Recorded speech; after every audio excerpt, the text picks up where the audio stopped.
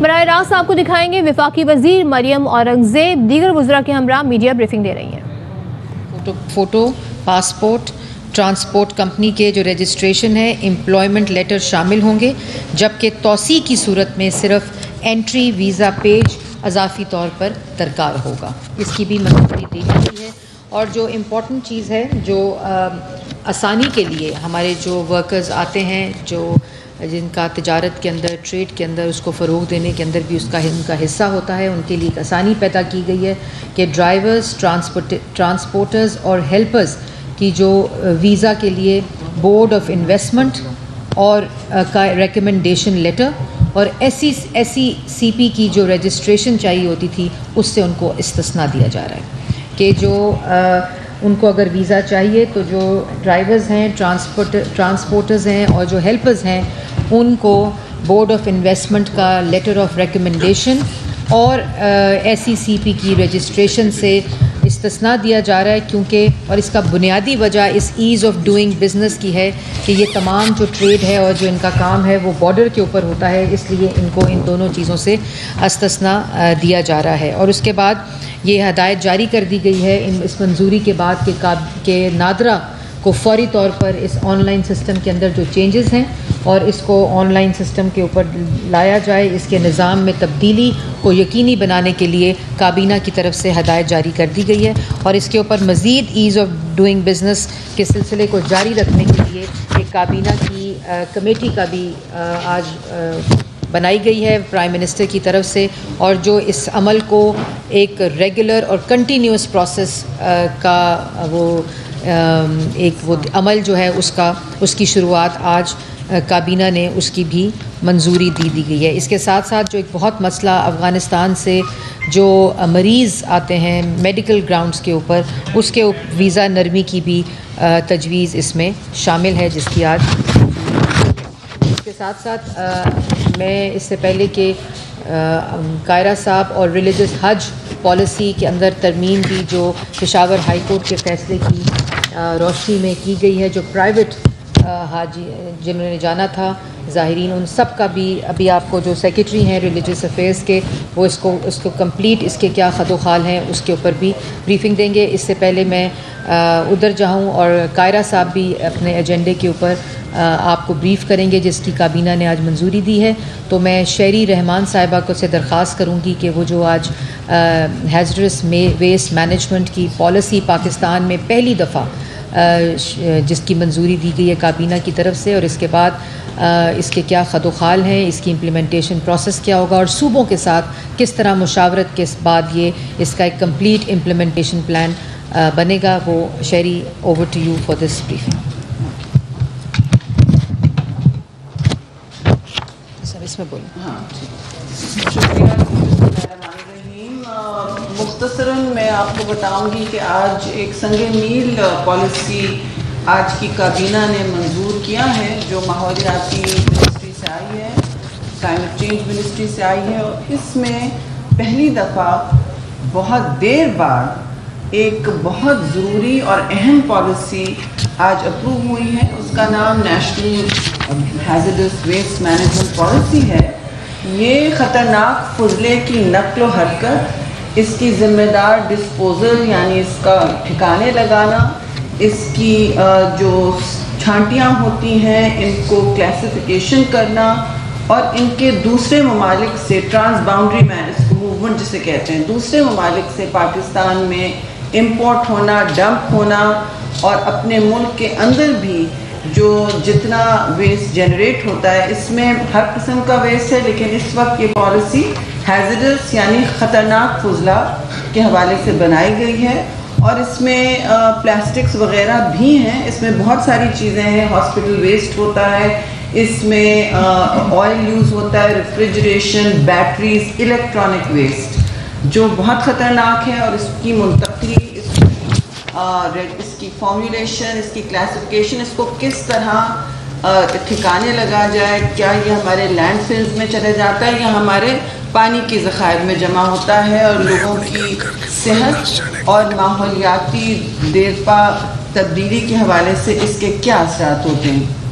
اس میں تو کوئی دو رائے نہیں ہے کہ خطرناک یا پوائزنس یا کیمیکل یا ہیزرڈس ویسٹ جو ہے وہ ہم سب کی ہیلتھ کے لیے اس کے لیے مضر ہے. اب یہ کینسر اس سے ہوتا ہے, اس سے ہر قسم کی سانس لینے کی ہر قسم کی بیماریاں پیدا ہوتی ہیں, جس کا پورا دنیا میں ایک ریکارڈ بنا ہوا ہے, پاکستان میں آپ کے سامنے ہے. دوسری بات یہ کہ آپ کے یہ پانی گراؤنڈ واٹر اور دوسرے ریزروز کو بھی ذخائر کو بھی آلودہ کرتی ہے, اور اس طرح آلودہ کرتی ہے کہ آہستہ آہستہ آپ کے سارے زمین میں یہ سیپ ہو کر ایک پوائزنس ایسڈ بنتی ہے. اب جب بات کی جاتی ہے کہ ایسیڈیفیکیشن کیوں ہے ہمارے ریور سسٹم میں, یہی وجہ ہے. اب اس کی افسوس سے میں کہوں گی پہلے نہ ڈاکیومنٹیشن کی جا رہی تھی, جو بہت خطرناک بات ہے, اور یہ سب سے پہلے تو پاکستان کی عوام اور ماحول کے تحفظ کے لیے بہت ہی ضروری ہے. اس کو ہم نے آج کابینہ میں پریزنٹ کیا ہے اپروول کے لیے, اور ایک مربوط اور منظم پالیسی بنائی گئی ہے. صوبوں سے آلریڈی ایک پوری ورکشاپ کنسلٹیٹیو پروسیس ہو چکی ہے, طویل پروسیس ہو چکی ہے, جن میں ان کے ویوز اور انپٹس بھی آئے ہوئے ہیں. لیکن کیونکہ اس کا ایک اتنا بڑا فریم ورک, ادارتی فریم ورک بننا ہے ریگولیشنز کا, لائسنسنگ کا, کہ ہم نے ایک نیشنل ایکشن پلان کے تحت آگے بڑھنا ہوگا, اور ایک ویسٹ کیمیکل ویسٹ ڈائریکٹریٹ بھی بننی ہوگی central federal climate change ministry میں. اس کے ساتھ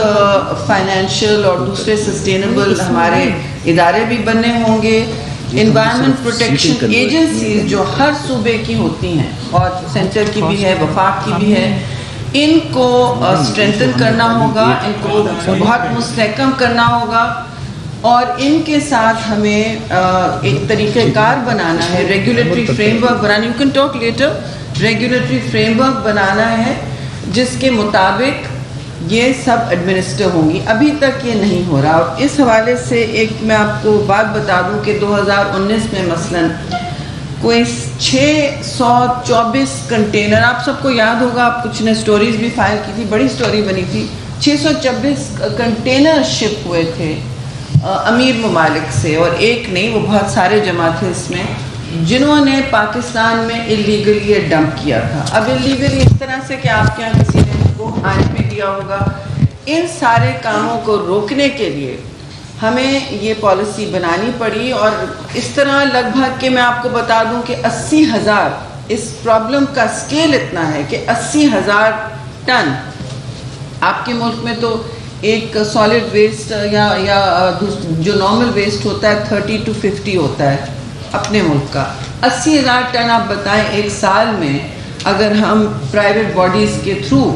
امپورٹ کر کے یہاں ڈمپ کر رہے ہیں. کچھ ریسائکلنگ میں جاتے ہیں, ہماری ایک بڑی ریسائکلنگ انڈسٹری ہے, لیکن اس کی جو سارٹنگ ہوتی ہے, اس کا جو ای ویسٹ ہے, اس کی جو کیمیکل, ریڈیو ایکٹیو اور دوسری پوائزن, وہ 15 سے 20% آتی ہے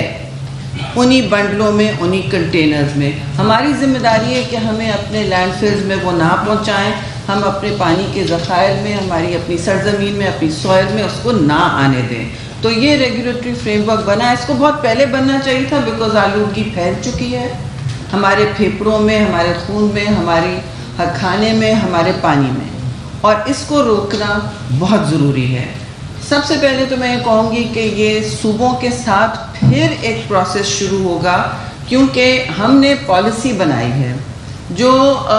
ملک کے باہر جو انٹرنیشنل اگریمنٹس ہیں جہاں جہاں پاکستان نے سائن کیا ہے, جو مین اس کا ٹرانس باؤنڈری موومنٹ کو ریسٹرکٹ جو کرتا ہے, جو ریگولیٹ کرتا ہے,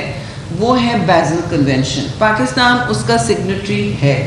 اس کے مطابق بھی یہ ہونا تھا. پھر اسٹاک ہوم کنونشن بھی ہے اور مناماٹا کنونشن بھی ہے جو پلاسٹکس کو ریگولیٹ کرتے ہیں. اس میں آپ سے بتاتی چلوں مائکرو پلاسٹکس بھی شامل ہیں, اور کابینہ کو میں نے یہ کہا کہ ہم پلاسٹکس کیونکہ ہمارے لیے اتنا بڑا مسئلہ بنا ہوا ہے, اور ہمارے اپنے ڈیلی زندگی میں اتنا وہ مسئلہ